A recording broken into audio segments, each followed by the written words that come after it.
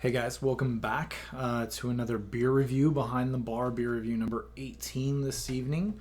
Tonight we're checking out a beer that I just managed to get in the mail today from a guy that I know traded with on the East Coast. We're going to review, it's kind of crazy, this is the first time I'm going to review a beer from Trillium on this channel. I managed to get a 32-ounce growler of Green Street. Which is a collaboration beer they did with Other Half Brewing out of Brooklyn, New York. Trillium's out of Boston, Massachusetts. And this beer, the hype was huge for this beer. The people were lining up hours beforehand. It sold out basically instantly. I was damn lucky I managed to get a hold of it at all. But I love Trillium beers. In my opinion, they're one of the top two breweries for me for hoppy beers in the country. Them and Treehouse are just friggin' killing it right now, as you've heard me profess my Treehouse love on this channel. I don't know if we'll see the same with Trillium tonight. I've drank quite a few of their beers, Uppercase, Vicinity being two of my favorite double IPAs I've ever had.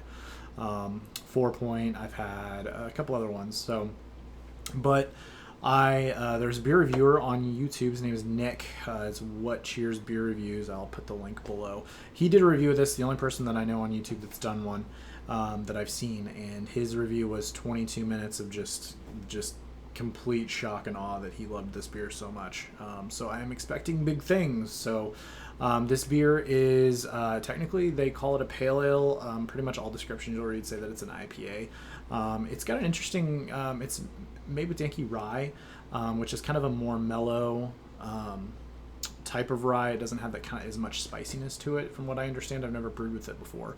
But then it's also brewed with Simcoe, Azacca, and Eldorado hops, which are three of my favorite hops. I've actually brewed beers with those three specifically that have turned out phenomenally. I love Eldorado. I think it's a very underrated hop and isn't used a lot, but it's a newer hop too. So anyway, so I'm very excited about this beer. I love Trillium. I was so pumped that I posted that I wanted this beer and somebody was able to hook me up with it. So anyways, without further ado, let's open the growler and see what we think. Good carbonation still there.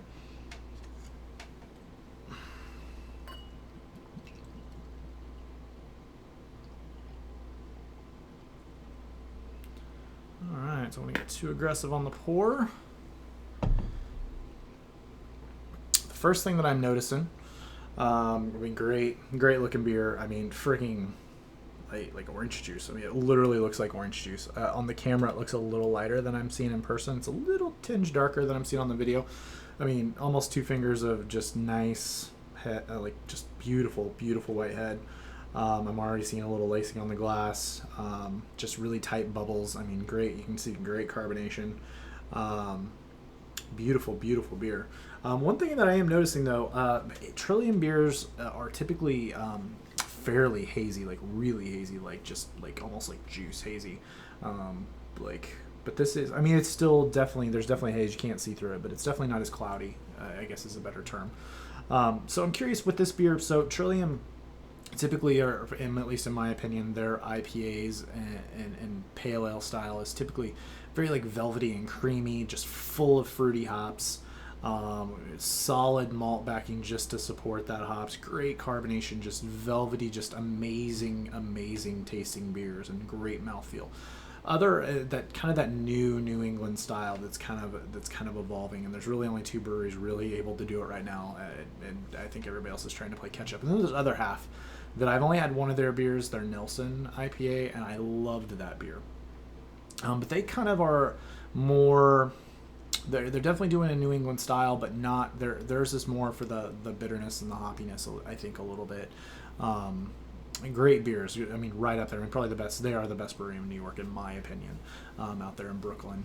But so I'm curious to see how that kind of comes. Like, if this is more of a kind of a Trillium style beer, because this was brewed at Trillium, or if it's more of a kind of Other Half and see kind of how it goes. Because it's in my opinion, collaboration beers can be very hit or miss, mostly misses. Or just kind of very uneventful beers. So anyways, I've already been rambling enough, and I'm sure I'll continue to along the way. So let's see what it smells like.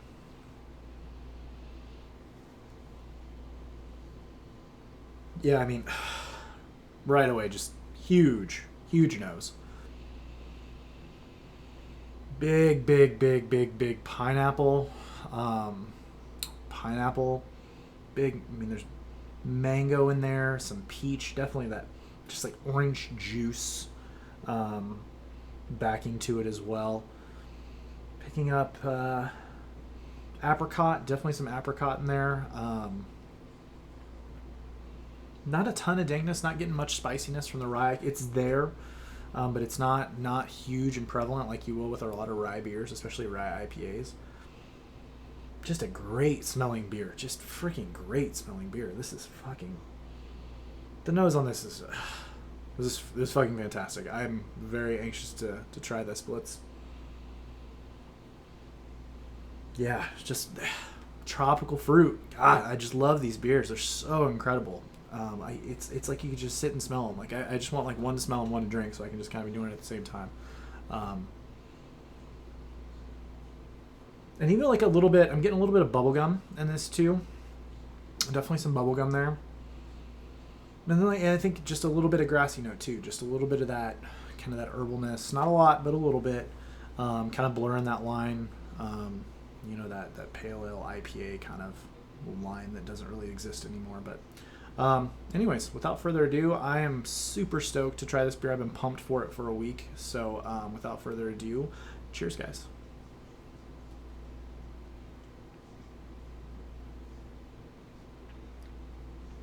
Wow.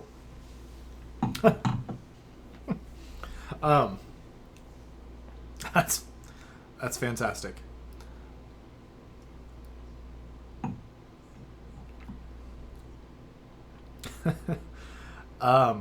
The nose, it follows into it. Getting the pineapple is kind of what I'm getting right at first for me. I'm getting the apricots, the mangoes there. The orange juice element of it, it's got the creamy velvetiness that Trillium beers typically have.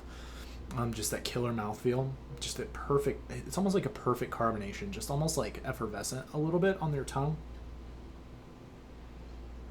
The thing that I'm loving about this beer is that rye.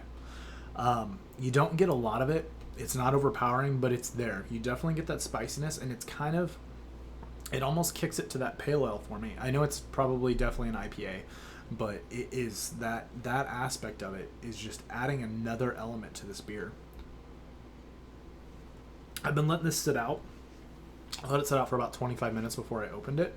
So we're probably in that 50, 55 degree range, maybe a little smidge below that. So it's really opened up, as these beers tend to do. A piece of advice that I can give for these types of IPAs and everything, like let them warm up a bit before you. I mean, they change so much in the fruit, and everything just kind of pops, and it just gets like it becomes an even bigger beer from a mouth feel and taste standpoint. I'm kind of at a loss. I don't want to go too like over the top with this because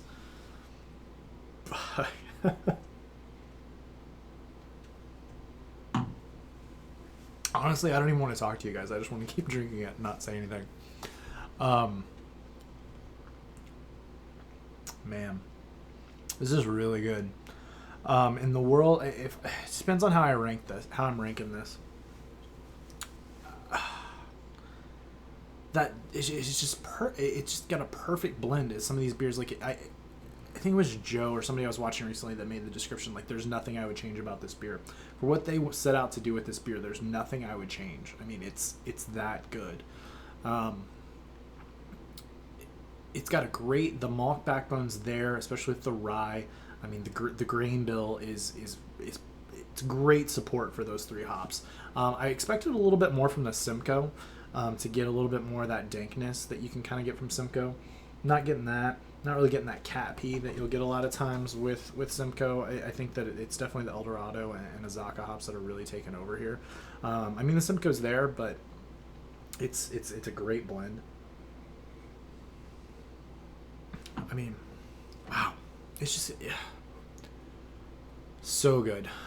So let's talk about what it's supposed to be. So they wanted it to be a pale ale. So if I was comparing it to something like Lights On, which is a beer I had, but I don't think I reviewed for my channel, from Treehouse, which when I had it, I was convinced it was the best pale ale I've ever had. Very much like this in that it blurs that line like Zombie Dust does, and a lot of those beers, 4 Point actually, from Trillium as well. It kind of blurs that line. I mean, probably technically from a grain bill standpoint, they're probably a pale ale, but it's hopped. It's, they do everything to give it body and everything that's just not there. Is what I would describe as a pale ale.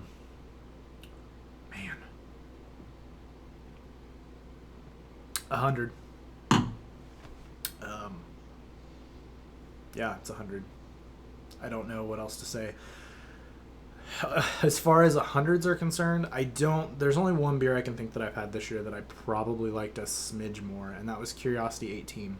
But with that beer, I actually like this more as I'm drinking it right now. I'm curious as this continues to warm, and I've got another probably, I don't know, about 20 ounces of this bad boy left to drink, 25.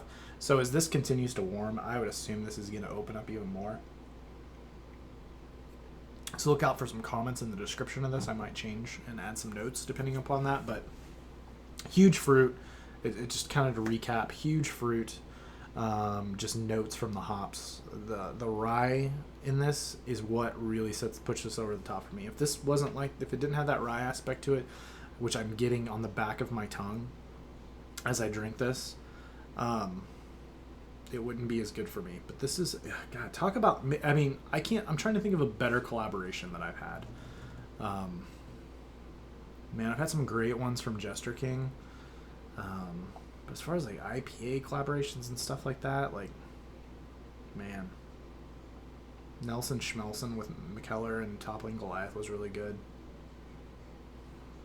This just bends the rest of them over the table. I mean, it really does. Yeah, and that's all. I think I've said enough.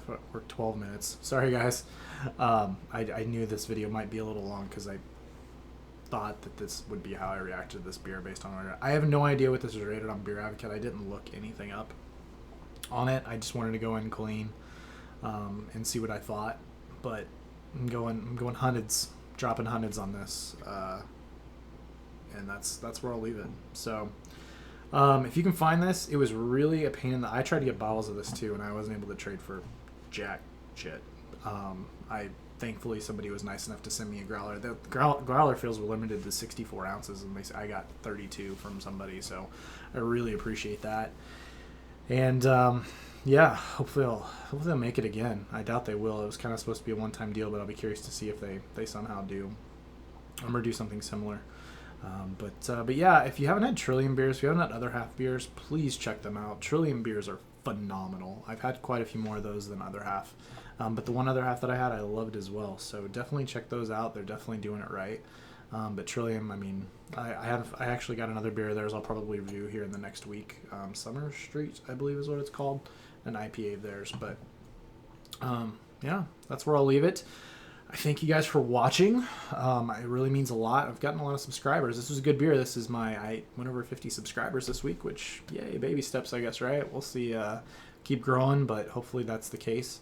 And hopefully you guys keep watching. We had great comments. It's a lot of comments on the last video that I did, the Eureka from Treehouse. I had a lot of good comments there, good discussions. So hopefully we'll keep that up. Please post. And thanks for watching. If you don't subscribe already, hit subscribe. That way you know when I post videos. I've been doing about 2 a week, so hopefully that'll continue. And we'll keep it going. But Behind the Bar, beer review number 18. Thanks for watching, guys. Cheers.